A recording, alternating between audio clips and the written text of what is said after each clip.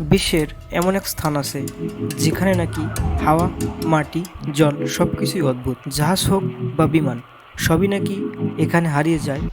নাম তার Bermuda triangle. এই ত্রিভুজ আকার অঞ্চলটি আটলান্টিক মহাসাগরের বারমুদা, ফ্লোরিডা ও পুয়ের্তো রিকোর মাঝামাঝি। শত শত বছর ধরে এখানে ঘটে যাচ্ছে রহস্যময় সব ঘটনা।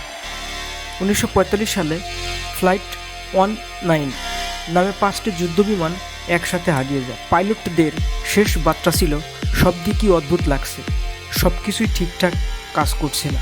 কেউ বলে এটা নাকি এলিয়েনদের কাজ, কেউ বলে এখানে টাইম ট্রাভেল সম্ভব, আবার অনেকে বলে এখানে চৌম্বকীয় শক্তি সব কিছু গিলে ফেলছে।